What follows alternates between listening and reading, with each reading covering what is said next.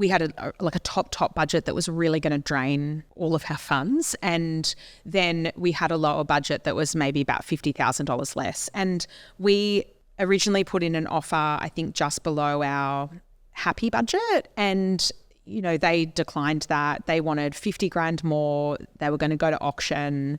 And we just couldn't stretch ourselves $50,000 more without real stress, which thank God, because of interest rates, it would have really hurt us. Yeah. What then happened is that you guys just encouraged us to leave it a couple of weeks and see what happened, because they were going to go to auction. And that was sickening. You know, I remember we went back to the property a week later, my husband and I saw people walking in that door, and I remember sitting in the car and looking at him, and I said, I hate seeing people walk into our house. It feels like your whole life is on the line. It's like, this is what our family needed. One of our kids was really sort of struggling after COVID, and we knew this was the lifestyle that he needed. There was so much emotion behind this move, and feeling this need that we needed to be in that house. And, you know, I think what happened is that we had a long weekend in the middle of the auction, in the middle of their auction campaign. I think it was 2 weeks after we'd put in our initial offer. You guys came back to us, and we'd gone and looked at 10 other properties, not in Avoca, but around, to just make sure that the layout and everything was what we wanted, and it was. And you guys went back to the agent and had a conversation with him, and you knew him really well. And we agreed that to sell in an absolutely booming market, they sold it to us pre-auction below their top price. So, you know, we kind of hit in between our budget price. But honestly, the way that I felt after that second visit, I was the same as Lauryn. I was like, give them everything. I want this house. And I remember I was sitting in my girlfriend's driveway in the car on the phone to you, and Michelle was like, Jules, I just need you to take a beat.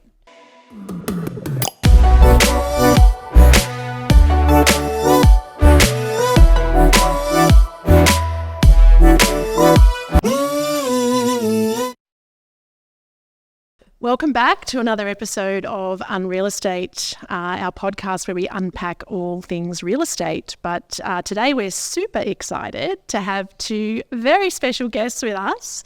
So Lauryn and Julie are clients of ours who we worked with respectively a year and about 2 years ago. And they are very kindly here to share a little bit about how they came to move to the coast and how we all came to be working together. So super thrilled, and thank you so much both for joining us today. You're welcome. So I guess we want to hear about you. We talk enough. I think it's really pertinent because we get asked a lot to explain other people's real life stories, and, you know, how do you meet buyers, and what's their experience? Do they go through the same struggles we do? So we're hearing it from the horse's mouth today about your respective journeys on moving to the Central Coast. Well, I can start. We moved to the Central Coast about 2 years ago now, almost at our 2-year anniversary. We were pretty clear on our brief. You were actually. Our brief was a tight one. It was tight. Very specific. Look, my family, I grew up coming up to the Central Coast for holidays my whole life, but my husband and our 2 kids, we'd been coming up to Avoca over New Year's and Christmas for a few years before we decided to make the move. And I think, like a lot of people, you know, we weren't working a traditional way anymore after working full-time in an office for our whole working lives. And we just looked at each other one day and said, what are we doing here? We're spending most of our time in our home working, and, you know, we want the beach lifestyle, and we knew that we couldn't afford it in Sydney. But more than that, we loved Avoca. Yeah. Avoca was really our special place. And in the time that we'd started going there on holidays, we'd had friends move to Avoca, and we just couldn't understand why we were in Sydney anymore. Yeah. And so we decided to make the move really fast. It was November 2021 that we were sitting in traffic in Sydney and thought, what is all this for?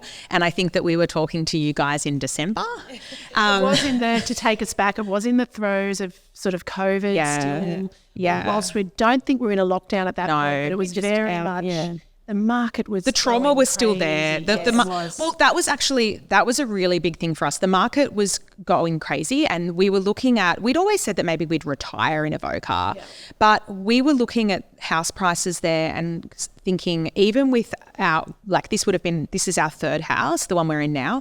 Like, we're not going to be able to afford to move there if we don't do this soon, and our lifestyle now allows it. So that was really, that we had to make that. We thought it had to be done quickly, and we did it quickly. Within, I think, 6 months, we were living in Avoca. Because at that time, every week there was a new record, another new record. It was sickening, and there was anxiety around the move for you. Like, it was a big. I remember Massive. we had lots of combos, didn't we? That we just try to calm. Well, I mean, and that was a big reason for us wanting to engage a buyer's agent. We couldn't afford to be driving up the M1 every Saturday looking at properties that were out of our budget, weren't appropriate. And also, we wanted the expertise. We're both professional people and we're good at what we do in our jobs, but, navigating how to deal with real estate agents in an area that we're not familiar living in, was just, there was absolutely no way that we were going to do it on our own. And we made the decision really quickly that we wanted a buyer's agent. How did you come across us? Can I ask? That you've used a buyer's agent previously? Yeah, so we'd used a buyer's agent before to help us negotiate our previous home, and that was a good experience for us. But we didn't. We knew that this time around we wanted a buyer's agent to support us in the negotiation, but we also wanted buyer's agents that understood the area. And my first port of call, of course, was Facebook, because isn't that how everyone does everything these days? Was there any particular group or founders? I joined Sydney Mums on the Central Coast as soon as we decided we were going to make the move, which was great to gather information. And I can't remember whether I put up a post or I looked back at previous posts, but I think I'd looked back at historical ones and your names kept popping up. And I think the thing that really stood out to me was in those comments, people kept saying that you guys knew the agents and that you were agents. And that for us was really, really important, because anybody can negotiate on your behalf, but we knew that it was the relationships that you guys had with the agents that was going to be the deciding factor for us and give us an opportunity to get in where other people couldn't.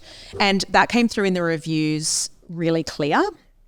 And for me as well, it's a personality fit. So when we met with you guys, we felt comfortable. We could tell that you knew your shit. You knew what you were talking about. You weren't trying to bullshit us. It was just, this is exactly, how it is, and this is what you should do. And that decision was made for us after that, honestly. Amazing. Yeah. That's really, reassuring, because that's clearly what we set out to do. Yeah. And I think you touched on a really good point. That sometimes there's some feedback, how well do they know the agents? And some of our professional relationships go back 30 years, and we don't go to barbecues and hang out together. And, it's not that sort of relationship, but it's integral. They are. And professional to professional relationships, I think they're underestimated a little bit, because it definitely helps expedite the process. Yeah. It is more transparent, because we get to the root of all things, and it is you get access to opportunities that you otherwise wouldn't. But in a trusted professional relationship, you're going to share intel that if you're going to share something that's confidential, if you know it's not going to go somewhere else, you'll share it. And we find that a lot with agents, that they'll share things with us because they trust us. We're not going to share that information. But also too, I think it's good because they know that we were once upon a time selling agents, so they know that we know the process intimately. We know the lingo, we know all that, so they actually don't even try to pull the wool, or not even pull the wool. They just know that we know the process. Yeah. But from my perspective as well, I think that it felt like you guys had those strong relationships. We could see it when we were at the inspections with you guys, but we always felt like you're on our side. So I think that that's amazing. Yeah. We love hearing that. Well, I think the perception from people sometimes is, well, I've had people say this to me, well, the buyer's agents, aren't they kind of in with the real estate? I can't tell you how many people have said that to me. And that really shocks me, because I'm like, okay, you haven't met these people before then, because we always felt like you guys were managing our expectations even when we didn't like it. we've had conversations about that too. You know, you guys manage your expectations and you were always honest and true, but we felt like you were on our team and our side and we're going to get the best thing for us, you know, and I think that's an important distinguishing point. So moving on, Lauren. So then we will circle back to you, Julie, but you've been best friends since how long? Since we're 10. Yeah. So tell us more. So then best friend follows friend to Ravoca Beach? Yes, that's exactly what happened. So we were, I think, 12 months after you. Yeah, almost to the day, I think. My husband and I were actually looking at coming to the Central Coast just as COVID hit in March 2020. And my husband applied actually for a job at the company he's working at now, but COVID had hit and so they weren't really looking for anybody. And none of our friends lived up here yet, but my mum did, so that was a big thing for us. And he ended up getting a job in Cronulla, so a bit far. Yeah, a bit far to commute. Yeah, had never been to the Shire in my life. I'd never stepped foot in it, but we went down south and we bought a house in Sydney and we were there for about 3 years and it was a beautiful suburb and it was lovely. And I want to say July last year, like it's all happened very quickly and I've been in Avoca for a very long time. July last year we were sitting in Bali and we just had this series of events go on and I was like, what are we even doing living in the Shire? Like, we're not from there. Like, we just, don't know, didn't really know what we were doing down there. And my husband had since gotten a different job and he was driving out to Liverpool every day. So it was like, so that's a solid hour each way. Yeah. He took a little while to get over the line. I was like, let's do it. Let's move to the Central Coast. Julie's working in the background there going, come on. She didn't have to work hard. Oh, no. When Lauren sets her mind to something, it's happening and her husband knows that too. I love it. And so, once I decided, I was like, that's it. We're moving to the Central Coast. It took him maybe 3 months. It was probably the hardest campaign I've had to go on with him because he'd never really spent much time up here. And so... I kind of explained all the pros and none of the cons to him because there were no cons. And then, we just kind of started looking. So that was in July and I want to say we were up here and engaging you in April. So I think something that I'd love to touch on as well is you were actually selling your home and you engaged with us before you sold and got ready for as soon as you had that contract. Yes. Now, that's a situation that we find a lot of our clients are in. Yep. So share a little bit about that because that's very stressful, selling a home and then in that time frame wanting to buy another home. So, tell us how that all panned out. Well, the stars aligned. We weren't supposed to be moving, I don't think, until the end of the year because we've got 2 kids in daycare and I knew the daycare situation was dire and I didn't really want to move our little girl before the end of the year. I was like, I don't really want to put her into another daycare. But I did my due diligence and I got some real estate agents in to look at our place just so that I could get ready. I'm like, I've got this amount of money to zhuzh the place up more. So I got about 4 agents through to tell me like what we could get, what I would need to do, how much it would cost to kind of, get the most bang for our buck. And then I contacted you guys and said, we are going to be looking soon. I just want to touch base with you. And then next minute, my husband got a job and he was up here within 4 weeks of that. So that was April. And then I stayed back with the 2 kids, put the house on the market, dealt with the trades while he was living his best life with my mum up here. Winding the clock back to, we were in very, very low stock levels, weren't we? Oh my gosh, there were no houses. Much Zero. like your friend over there, Avoca was it for you. Yes. Please don't show me anything else because that's where I'm going. Yeah. I made times it even harder. No pressure. Avoca was fully asleep. Yeah. Yes, I think that there was a solid 4 months. So we went up there and stayed in the unit that Julie and Brendan had rented for the last 3 or 4 years. We rented it that Christmas. And there was 1 house on the market over that Christmas break. And I believe that you looked at that in April for me, April or May. Yes. Because it was still on the market because they wanted a little bit too much for it. But there was absolutely nothing.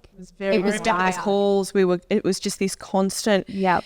Yeah, Voca's still asleep. There's not much happening. There's nothing to look at. Well, we're on a timeline and our clients are arriving because their house is sold. So we need a property. Yeah, well, our house sold in 3.5 weeks at auction. And so it was gone. But we were in a position where I didn't mind getting an Airbnb for 3-4 months because it was low season, it was winter. And so I knew I'd contacted a couple of the like George Brandon, the holiday accommodation places, because I'd need furniture. I didn't want to really move into a rental if I didn't have to, and I've had my entire That life. plan B is important, isn't it? We always say that to our clients, please do have a plan B, because whilst we do our very best, we can't control market conditions. We did the same thing, you know. Yeah, you guys had a plan B as well. Actually, you had a small crossover as well, didn't you? Yeah, we were the same.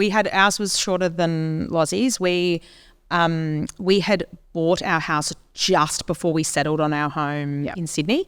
And so we'd exchanged contracts, which at least then we knew we were coming and that there was a defined end date that we were in this horrible rental for. But same thing, we needed something furnished. It was low season. This is gold for people out there that are trying to sell and buy, because It's so stressful. people are really stressed about how to go about it. And the fact that you've both achieved it within 12 months apart, it is doable. Just got to have the right people around you. I think as well, I think our timings were, for when we both moved, were really similar. Selling the home sort of at the end of summer in Sydney meant that you are coming up to the coast during that lower period. We'd spoken to one of the local agents who did the holiday rentals and before we bought our home here, and said to them, if we rent it for 10 weeks, can we get a discount? Because there's no way that this place is going to be rented for 10 weeks. And they were really receptive to that. Which has always been a great time to do that, because obviously they're not booked out as much. And those landlords and owners like a 10-week rental in that quiet time. So, yeah, it can work really well. Yeah. So I guess, was there any checks and balances and things that you did before you made your decision who to work with? Obviously you went on in the Facebook group and that kind of stuff, but was there anything else that you kind of concentrated on before you made your decision? Yeah, so I've never used a buyer's agent before. This is our fifth house. And so I thought I kind of had it down pat, but there was no stock. I didn't have the time. I was pretty stressed out with selling our place, with Kim being up here with my mum. So I felt like I was doing it all alone remotely. And so when Jules recommended you guys, I went on to your Instagram and I had a little look around and had a look at all your success profiles that you put up, and saw that it was very aesthetically pleasing. And then, but the biggest thing that I did was go onto your Google reviews. So that's the first place I went, and I saw that every single Google review you had, which I think at that stage was like 30 plus, 5 out of 5. And I read them all the way through and they were just glowing, and, Jules, obviously I trust her recommendation as well, 100%. But when you've never engaged a buyer's agent before and you think, well, maybe I could do it myself. But after reading that, I just didn't have the time or the mental capacity to go and find a house, especially when there were none. And so when I reached out to you guys, you said we do have access to off market. And I saw in your Google reviews, a lot of them were off market, under budget. They knew the agent, so it was a really great relationship. It was a really nice transaction. And having a look back, every house I've bought has been really stressful leading up to, you make the offer, it gets accepted and you're so excited. And then the stressful part starts with the bank and the agents hounding you, and settlement day might get delayed. And the idea of all that stress being gone, Jules is engage them. They're amazing. So that was the due diligence that I did. But, you could also go onto the Sydney Mums Facebook page, or Central Coast Mums as well. You guys are very heavily featured in there as well. But yeah, that was my due diligence, was reading all your reviews on Google. Did you also have a look at those, or was that something that you... Yeah, I did, but I'm a really decisive person. So I'm the type of person that, like I said before, I think I went off recommendations from other people and your reviews, but also that really when I met with you guys, the fit was there for me, and that you were able to, I think when I spoke to you guys, I remember the thing that really stuck out to me was you mentioned person after person that you'd worked with. And the thing that I loved about it was that you remembered every single name. It was like, do you remember, Ben and Jane and blah, blah, blah. Oh, yes, I remember them. And do you remember Sarah and Steve and how that place? And the detail you guys had from every single... That's really interesting. It's I never really thought of that. And then it was so funny because when you set up our WhatsApp group for Brendan and I to communicate with you guys, it was Brendan and Julie. And I thought, this is how they've got the names. I imagine their WhatsApp is just couple names or people's names that they're working with. I love that. Nothing we do is transactional. No. It's not. We're not transactional. We really care, and we get to know our clients really well. I feel like it's we form better relationships with our clients, and they're longer relationships with our clients being buyer's agents. Very different to the selling side. Like I know they have long-term relationships as well, but on the buying side, it's very different. Oh, yeah. And so we don't, funny you mentioned those WhatsApp groups, we don't actually shut them down or whatever. No, we've spoken since. I remember we put our fireplace in, and I think Michelle and I think we've been talking about what we wanted to do to the lounge room. And I remember when we put the fireplace in, I sent Michelle a photo, and Brendan's like, why are you sending them things? Like they think you're annoying. I'm like, they don't. They want to know. Michelle and I exchanged like trades and. I've been thinking about a fireplace. Who'd you use? And and honestly, years down the track, we still have clients communicate in the WhatsApp chat asking us for recommendations or sharing family pics or sharing renovations. baby or getting the next house. Yes, or getting the next Help us. And we've gone on and bought investment properties for clients that we bought a home for. So we're definitely not transactional. And I also loved that you felt we always had your back. We absolutely 100% have our clients' back all the way. That's why we're there. And whilst our negotiations and things are always respectful with the agents, we have your back. And that's just how it is. Well, I remember the day we exchanged our contracts because we couldn't get up the coast. Michelle was like, we need to lock this down today. And turns up in our driveway, you'd been having car problems. So you had like a hire car that you were using so that you could get to us. You'd had to go to Mascot. You're like, you'd been to Mascot and then been to us. And when I opened the door to you, it was like we're dancing, like so excited that we'd gotten this house because we wanted it so much. And, you know, like that type of thing, like, you know, imagine if we hadn't have had a buyer's agent, we would have been driving up and down to get these contracts exchanged. It would have been like what Lauren was saying, the extra mental gymnastics and logistics that you have to do for yourself. I just, 2 little kids, you know, work, everything that you've got going on. We just would not have been able to manage it without anxiety, you know, like you've absolutely sold yourself on this home. You have to have it. You're so emotionally invested in it. And like, I know that this isn't part of the question that you asked, but like that was, it was just so epic having you guys manage that entire emotional situation for me. Like I would have just thrown anything at that house. I was going to say, do you think it would have affected your negotiation being so emotional about it? Because it's not an investment property. It's not investment. It's your home. You're right. And I think that definitely when I saw our place, it was just so cute and quaint. And, you know, I'd given you guys a very strict brief and it didn't meet any of it. And you were like, hang on a second, Lauren, like can we, and I was like, do you not like the house? You're like, no, we like the house, but just letting you know, like this was your checklist. I'm like, I'm okay with all of that. I need this house, right? It's so cute. Because sometimes the brief's really important. Yeah. Linda and I very much work off a feeling, don't we? We'll walk into a house often and we'll go, oh my God, it's Julia Brendan. Feels. Oh my God, we do. We're like, I think this could be it. We get it as well. Even if it's off brief a little bit, it's not. You can tell because we get to know you as people. It's a feeling we get. And absolutely, yeah, because it's not. And we say this going into our briefs with new clients. This is really important and integral for sure. Whilst the property details are important, what is actually more important is about your lifestyle, your family dynamic, or your relationships, and what you need to be near. And we get to know that along the way. And quite often, and it's not just with you, it's plenty of clients we work with, what we have on paper turns out to be very different to what they purchase, because you think about things and it's human nature and you think, oh yeah, I want that, I want that, I want that. And then it's not until you actually start walking through and going on the journey that you go, actually, that's not really important to me. And I went, I thought I wanted that, but I actually want that instead. And this process of elimination happens. And then you watch, you know, if you take your kids there, you watch how they interact in the home. And all of a sudden you can see your life playing out there. And everything else goes out the window and you go, this is it. I feel it. Yeah. This is where I want to be. Did you feel decision ready when you got there? Yes. I make decisions. Like I made the decision before I even walked in it. Yeah. So I'm like, cute, white, and they're still not sure. Nice views. It was just, but when I went through the agent, I asked, Julie came with me. My husband wasn't even interested because he doesn't care about that stuff. He had to live in a tin shed. I'll come. Yeah, Julie came along. I remember the agent kept saying to me, but I know. His husband God forbid a woman buys a house without on one it's actually okay. Sure, she doesn't He's need like, another, decision maker. Yeah. We're pretty sure. Yeah, and when Kim and I went to see it, Kim's like, don't worry, she's done this to me a couple times. I trust her to buy nice houses. We're all good there. But when I walked in there with Julie and our other friend who lives up there, I said, what do they want it for? Because I'd had a look on realestate.com and I'd seen like what they bought it for just 2 years prior, and that they'd put it on the market 12 months after that.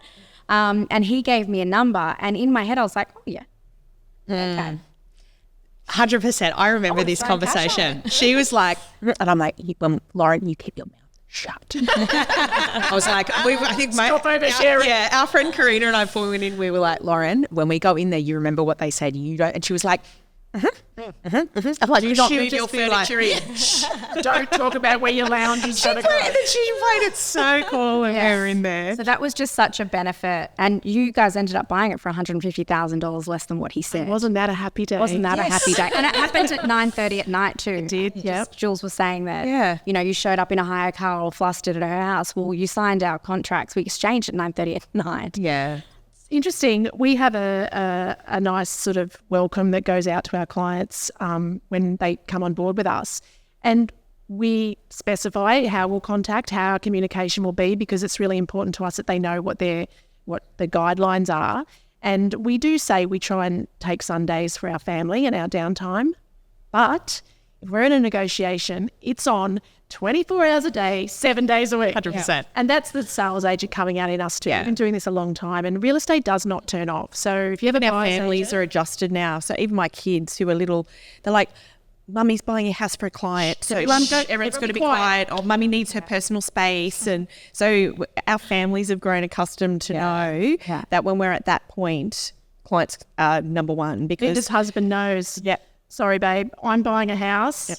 See ya. Yeah. I'll see when I'm done. Yeah. I think our experience was a little different to Lauren's, because we were buying, in a time where properties were moving really fast. It was very different when you bought. And I remember we went in together to see the house, and afterwards we all went out into the garage and kind of shut the door, and all were like, and you two were like, it's the feeling.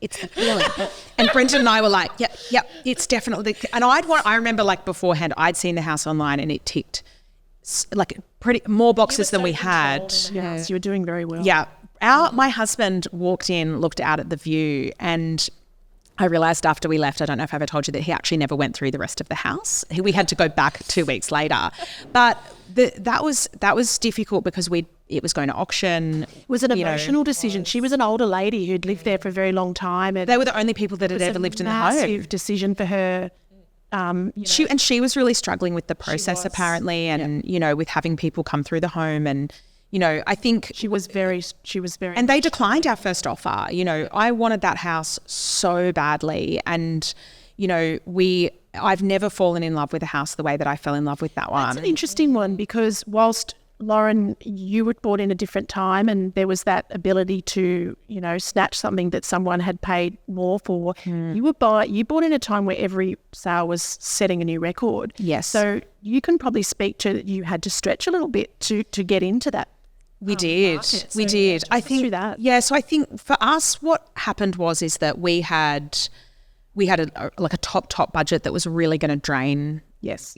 Drain all of our funds, and then we had a lower budget that was maybe about $50,000 less, and we'd spoken to you guys about that. We were all really clear on how that was going to go, and we originally put in an offer, I think, just below our happy budget, and they declined that. They wanted 50 grand more. They were going to go to auction, and we just couldn't stretch ourselves $50,000 more without real stress, which thank God, because of interest rates, it would have really hurt us. Yeah.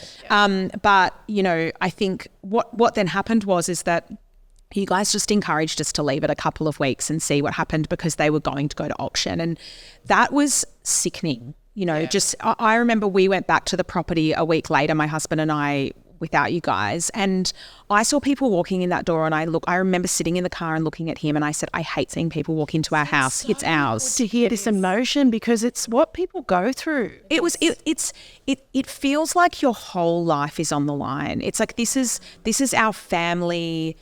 This is what our family needed. We were having a tough time with our kids. One of our kids was really sort of struggling after COVID, and we knew this was the lifestyle that he needed. There was so much emotion behind this move, and feeling this need that we needed to be in that house. And, you know, I think what happened is that we had a long weekend in the middle of their auction campaign. I think it was 2 weeks after we'd put in our initial offer. You guys came back to us, and we'd gone and looked at 10 other properties, not in Avoca, but around, to just make sure that the layout and everything was what we wanted, and it was. And you guys went back to the agent and had a conversation with him, and you knew him really well, and we agreed that to sell in an absolutely booming market, they sold it to us pre-auction below their top price. So, you know, we kind of hit in between our budget price. But honestly, the way that I felt after that second visit, I was the same as Lauryn. I was like, give them everything. I want this house. And I remember I was sitting in my girlfriend's driveway in the car on the phone to you, and Michelle was like, Jules, I just need you to take a beat. Yeah. We're not doing that today. In Sydney, I remember, and it was really stressful. And I said, it is really hard. It's very emotional. I could hear the emotion in your voice. Yes. I said, we just got to take a breath. Yeah. Got you. Yeah. Let's just, yeah. And you said to me, you're like, this is different to you doing it yourself. I remember this. You're like, we know this agent. He is not going to sell it to someone else without calling us. So I just need you to take a beat.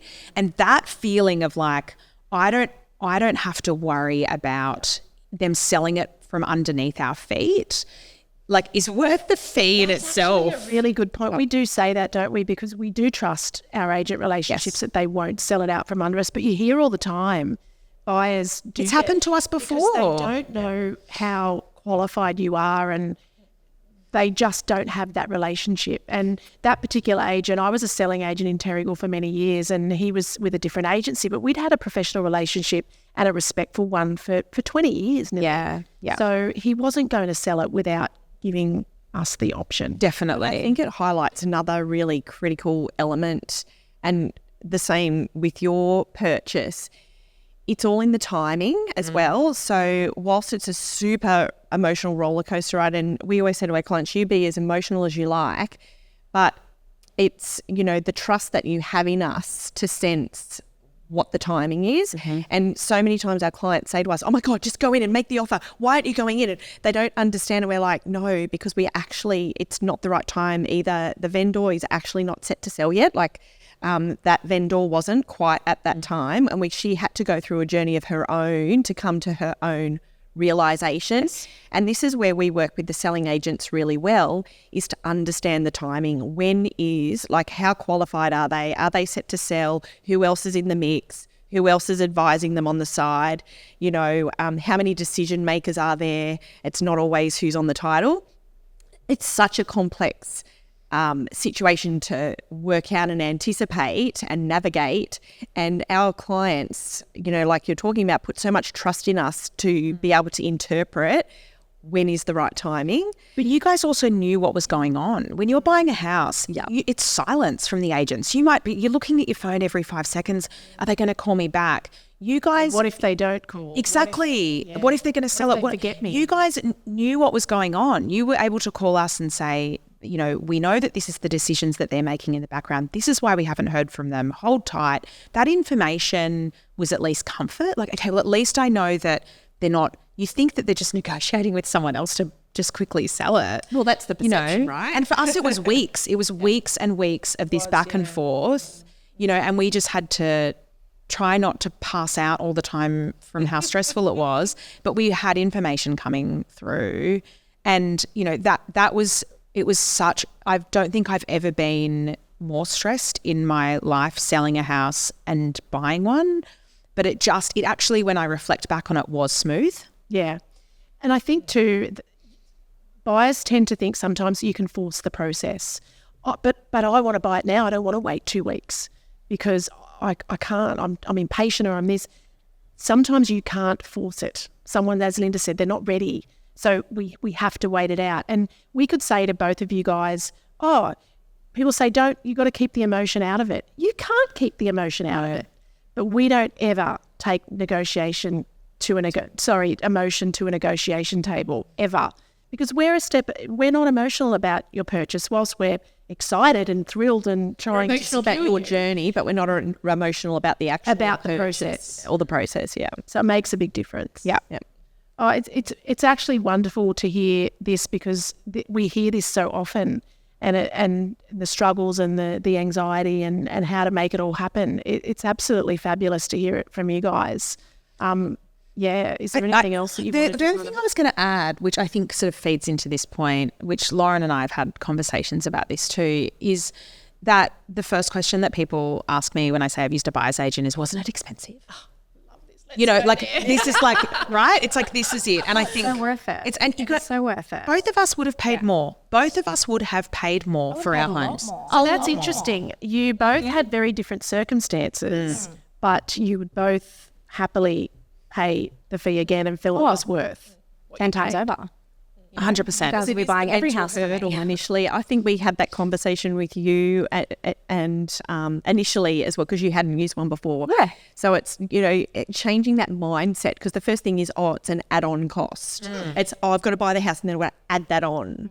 There's so many benefits to it. Like we've mentioned, mine was very different to Julie's. Like your seller wasn't ready. It was a very emotional journey. She wanted to go to auction, whereas the market was hot. The market was super hot, but you guys knew, you had the feeling for the house, you knew the agent, you knew the seller, you knew what was going on. But with ours, we had a completely different circumstance where they'd bought it 2 years prior. They'd put it on the market 12 months later. You knew the agent and you knew the circumstance, so you pounced on it straight away. So instead of holding tight like Julie did, you pounced immediately, because you're like, we got to move quick on this one, and it benefited so greatly. Like before I knew it, you'd put an offer in and then they'd counted a tiny bit and then you counted back, and then we blinked. And I remember you calling me and saying, "Are you sitting down?" And I was like, "Oh God, we missed the house. She's going to set my expectations again." I was like, "How much more do you need? Like, how much?" You did, I think you said, "How much more do you need?" Yeah. And you're like, "You're not going to believe it." And I was like, "Yes, how much more do you need?" I actually remember you saying to us, "I'm prepared to pay this. Like, can we just get it done?" We're like, no. We're not. Can you please go in at this? And we're like, no, we're not starting there. We're not going there. Yeah, which it blew my mind where you did start, and where we the counter was only an extra $15,000, and it was, when you called and said, but you did your due diligence in that, and this is what was so reassuring about using you guys, and why I would use you a million times over, is this house had been on the market quite a few times over 15 years. And so there was a big one, wasn't it? That's right. There was a bit of is everything okay? Yes, is everything okay with the house? And so it was held like a solid 20 years, and then someone had it for 13, and then it turned over every couple of years. Had a bit of a stigma around it. Yeah, and so I didn't care because it was cute and it was weatherboard. I remember us telling her that she's like, it's fine. I'm like, what? Nothing Sage can't fix, but you did your due diligence. And it made us hyper vigilant. Yeah. Is there something wrong? And I actually called a few. The old call of that's what I was going to say. You called other agents, better than and not the listing agent to give us some dirt on another property that we do occasionally. And we've been selling agents, so don't worry, we know how this works. So I just thought I just need to dig a little bit here. Is there the neighbours, how often they turned over? Yeah. Like we had. I remember you called the previous agent who had tried to sell it 12 months prior and couldn't. And you're like, what's wrong with this house? Is there something wrong with it? And I was like, are people getting divorced? Like, is this got a bit of bad juju? Like, what's going on here? Because structurally it looked fine, and it was a decent size, and I couldn't actually find out what was wrong with it. And when you called the previous agent, he had nothing. He said he'd sold it in previous times and said, look, it's just one of those. They wanted too much for it a couple of years ago, and it's just, one of those things. One of those things. But there was this, and there still isn't. We love it. There's nothing wrong with it. Tell us what you love about Avoca. If someone's sitting on the fence about moving to the Central Coast, what would you say? Best friends aside. The best thing about living in Avoca is that it goes my street, our friend Karina's street, and then Lauren's street. Oh, that's so we just, and then when our other best girlfriends from Sydney, when they come up, we're like, where do you want to stay? And it's just, we all get together. It's awesome. So we've got our little gang together. But I mean, the thing that I love about Avoca, I think the most, is that the lifestyle is exactly what I thought it was going to be. Honestly, my husband and I have repeatedly spoken about Powerball and said that if we won, you couldn't get us out of Avoca. I wouldn't even want to leave our house. I love it so much, but we'd probably also buy a property down the beach. But the lifestyle is incredible. Our kids just love the beach. It's an amazing way to reset the family, that we can, after school or quickly on a Saturday morning before swimming lessons, we did that this week. We just all ducked down to the beach, had a swim, saw 20 people that we know. I mean, there's no anonymity in Avoca. But, we love it there. The community is beautiful. People are keen to meet you. A lot of people there are in a similar situation that we've been in, that they've moved there for the same sort of lifestyle. The beach is gorgeous. It's just a beautiful community. And I think the Central Coast community overall, it has been exactly what we wanted it to be, probably better. But we immediately felt settled here. I remember us having a conversation 2 days in our new house, which is looks like a replica 80s home because it was so beautifully preserved. And, we were looking around at the Mission Brown and the, wool carpets and just going, I've never felt more settled anywhere. This is exactly what we wanted. Character. Yeah. Oh, yeah. It's just and really good bones and a little bit of ocean. I know, we've got a little bit of ocean. I never in my life thought I'd be able to glimpse the ocean. We have a tiny little glimpse, but it is enough that I have been standing in my kitchen window making a coffee and I can see the puff of a whale. And that is those are the moments for me that I just go, I am so glad that we were brave and did this, because it was selling and buying, no matter how great it was with you guys, was the most stressful thing I've ever done in my life. And especially when we had primary school age children that we needed to know where we were going to be and what school we needed to enroll them in up here. It was so stressful, but it was worth it. And there is nothing that you could get me to do as a born and bred Sydney girl. There is nothing that you could do to get me to move back. That's a question that's asked a lot in Sydney mums, about mums that are considering moving their families. They say, has anyone moved up there and regretted it? And I'm sure there are people that potentially have, or maybe they didn't buy in the best suburb for them, or maybe they didn't buy the right house, or maybe their needs weren't met for whatever reason. But it's so nice to hear that. Yeah, it's amazing. I love it. What about you, Lauren? What are your favourite things about Avoca, and why you love it up here? Absolutely everything. So whoever goes back to Sydney, obviously it wasn't in your personality type to be a part of a community, because that's been the biggest thing from day dot. My husband and I, we lived in the country for 3 years out near Wagga Wagga, and it was so beautiful out there. It really shocked me being from Sydney. Grew up near Jules and moved from Mossman out to Wagga Wagga for my husband's work. And it was the community. I met the neighbours straight away. I made friends really quickly. Every time you walked into a cafe, you'd see someone. And it was just those incidental bump-ins that were really nice, especially when you didn't really know anybody in town. And working from home, it was hard to make friends. So you'd go to the gym at the same time every day. You'd go to the same gym class. You'd go to the same coffee shop. And very quickly, I built this beautiful friendship network there. And then we had our little girl and joined the local mums group. And it was just a really nice community. And then I needed my mum having a little girl, and moved back to, when we did move down to the Shire, it's just, I don't think I met my neighbours for 4 months. Maybe different culture. It was a completely different culture, and especially the pocket of Sydney that we were in is, the daycare mums were all like, oh, I bought my parents' house. I've lived in the same house my entire life and got the same friends I've had my entire life, and I don't plan on making any new friends. It's so lovely to see you, though. I have a great day. It was really hard to connect with people, and I would smile at everybody as soon as I opened up the door. Again, working from home, you don't have that office interaction. And the second that we moved up to Avoca, it was on. I met the neighbours within hours. And they were so friendly, and just having my besties just around the corner as well. But it's just the community. What's not to love about it? You know that you've got people that you can rely on and you can call on, and everywhere you go, like Jules said, there's no anonymity. So if you don't feel like being seen, don't go to the beach on Sunday because nippers is on.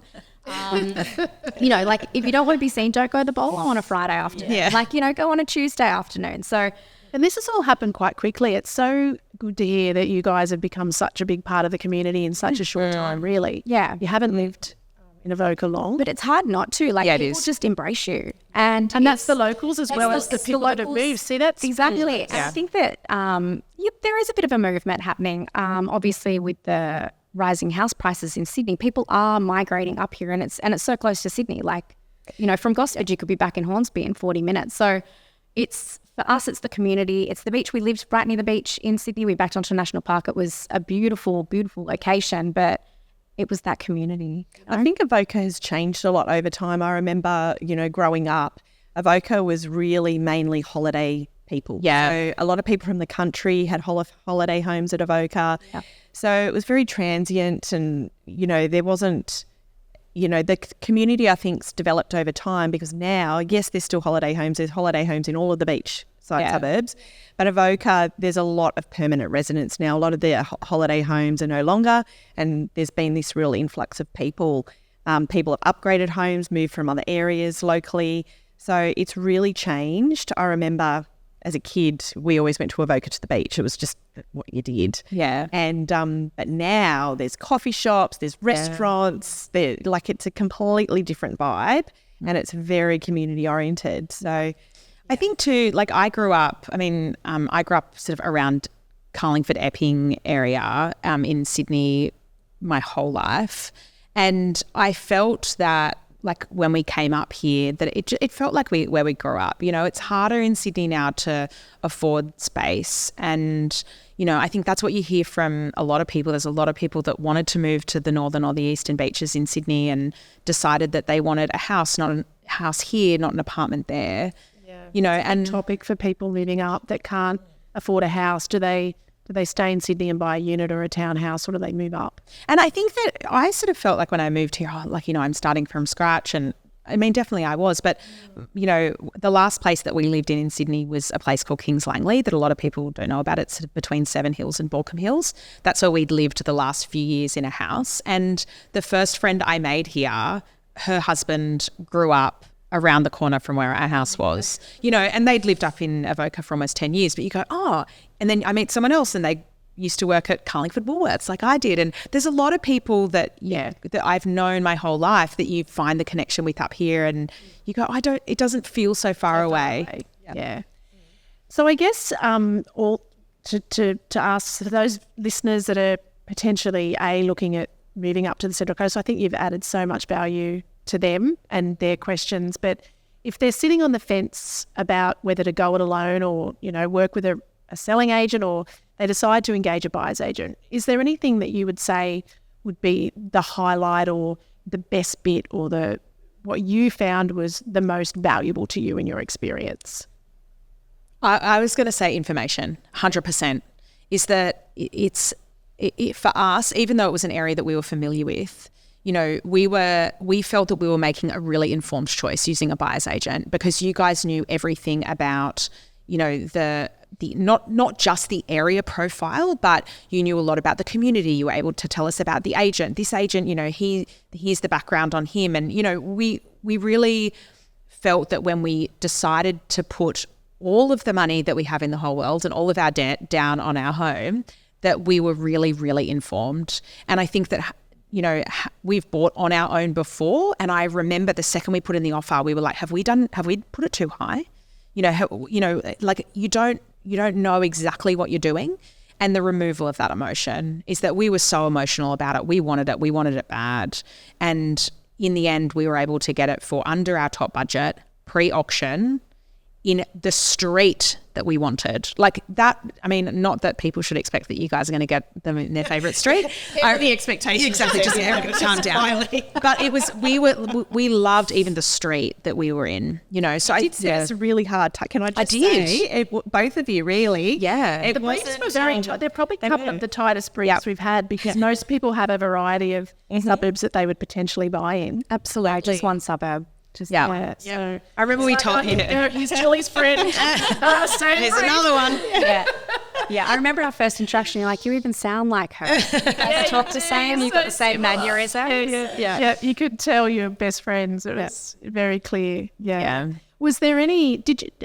Sorry. Let's go to you, Lauren. What was your? Is there something that stands out for you as Just the whole process? Like the whole. I will never buy a house by myself ever again. No. You know, and I think that it just.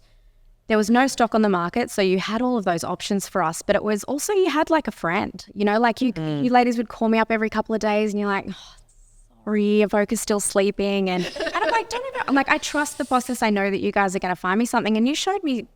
We interchanged a renovator, didn't we? A bit closer to the beach. 100%. And look, that probably would have been a better It was an amazing investment, but it wasn't. It was a big job, you know. Like, and had you not been there, you. For listeners, you presented me with a 4-bedroom house with a 2-bedroom unit on the back, which is a phenomenal investment. And I was ready to jump at it. I'm like, yes, I've got so much stuff I can do. If we go up another story, we'll have some ocean views. That was my investor head. Whereas, you know, I actually came back to you and said, while I know that this is a better buy long term, that's not why I'm moving up here, you know? And so you're like, good. Well, I just wanted to present you with that and that's one. the journey. We try and take we give you all the options so you can, it's a process of elimination. It's like, you know what, that's not for us. That's not for us. You'd always done that. You'd always added value, and not that, you know, you obviously got a great buy, but I remember you called me up and said, Kim said to you, Lauren, do you really want to take this project on? We're moving there for an easier life. Do you want this? I did, but I listened to him because I convinced him to go up, and he'd just lived through 2 years of renos. Yeah. He was right. Grudgingly. That's your next house. Yeah, that's what's next, guys? What's next for you guys?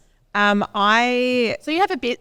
Tell us about what you do too. Yeah, I not long before we moved, decided that it would be also a great idea to start a business. So I run a PR and digital marketing consultancy, and you know, I now work out of home full time. I go to Sydney a couple of times a month. It's great. Anchor and Co. Lovely.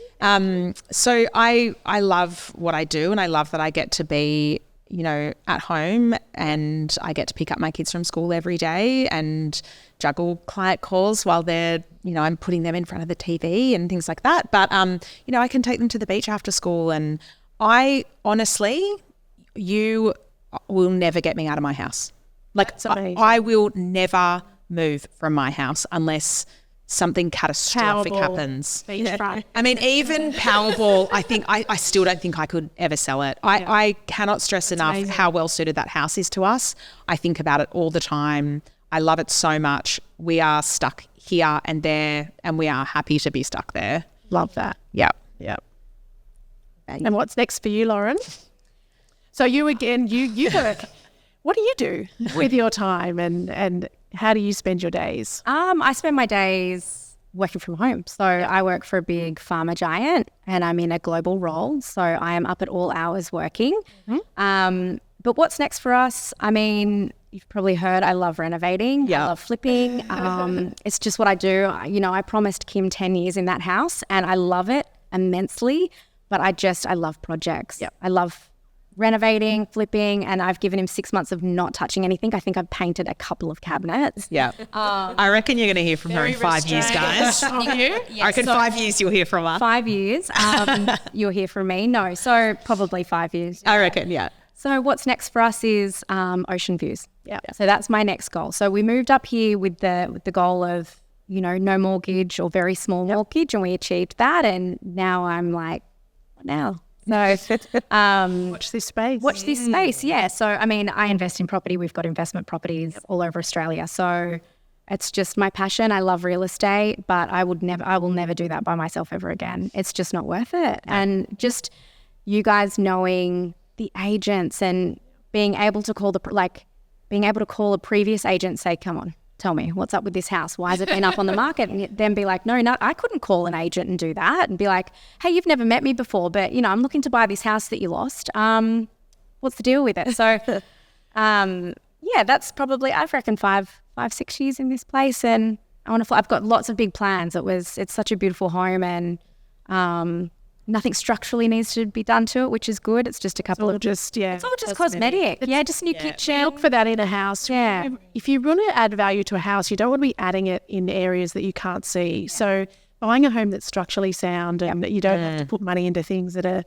you're not going to add value to the buyer is really important. Yeah. But we won't be leaving Avoca. Like that's it. We're like, Jules, we're here for life. Yeah. Yeah. We love it. Stuck in there. Yeah. You've both been so vulnerable today. Thank you so much. Really open generous. and sharing, and I really appreciate that. And hopefully people listening get a lot of information and a lot of tips from your journey and what you experienced, and they've got a bit more clarity on, where to start, how to, work through the process, who they need on their team. Yep. I think the key takeaway people should have is that don't get hung up on the fee. I just can't believe how much people ask me about that. You will make it back. Whether it's in, I think most people, I would imagine they are making it back financially, but the emotional toll it can take and the fact that it's an informed choice, it's, go with you guys, obviously, who are experienced and have the relationships and can guide you through the process, because it is the biggest investment you'll ever make. You can't muck around with that. Amazing. Yeah. Couldn't agree more. And it's that relationship that you guys build as well, instantly, It's just, you make us feel comfortable. And I'd spoken to a previous buyer's agent years ago. I think it might have been your one from Sydney, and he helped mum buy a house, I think. And it wasn't that personable. He knew his stuff, but it was just that relationship that you were able to build straight away, put us at ease, show us options, keep us in the loop. It was like having a friend, but, someone who was there to take the emotion out of the negotiation and just hold our hands down to the final inspection. Yeah. Just that alone, all of those, ticking the box and making you going through the contracts as well. I know that's not, you've still got to get a solicitor, but no, at all. But, you looking over it and just peace of mind, pure peace of mind buying a house. Our last one, I was like, there's something wrong. There's a couple things wrong that didn't get picked up. And I'm like, if I just had someone on my side, I wouldn't have jumped so hard at this house. Well, I think, generally speaking, most buyers buy one or a handful of properties in their entire lives.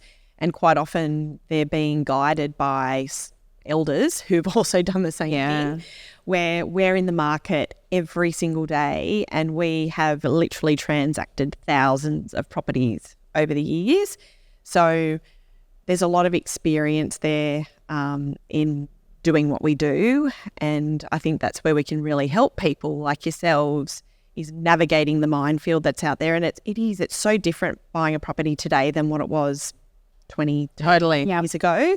It's far more complex, far more competition. The market's so much more dynamic. It changes from week to week, month to month. So it's kind of anticipating all of those things, and being in the market every day allows us to do that. Yeah. But anyone worried about money, we came in under budget. So you saved us over $150,000 in what I would have paid for the house. But that's inclusive of stamp duty as well. The money that you saved, I was ready to throw. The offer that he was like, if you give this, they'll take it off the market today. And I'm like, sold, done. Gosh. I remember. Yeah, absolutely. Take my money.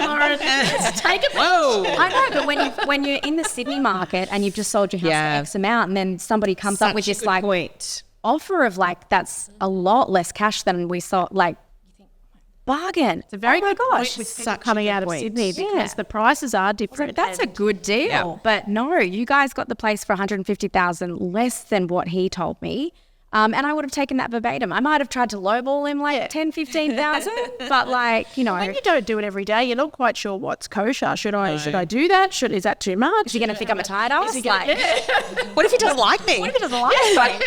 What if he doesn't call me back and sells it to someone else? Right, and you're like, if I call him back, he's going to think I'm a pest. So there's so many things. But you saved us so much money by going through you, so much heartache, so much anxiety.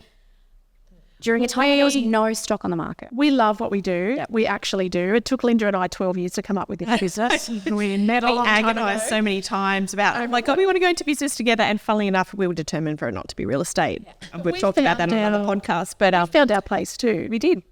This is what we love. We advocate for our clients till the end, and we love these relationships. So thank you.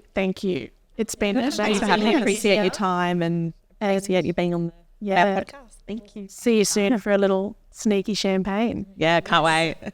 Thanks, guys.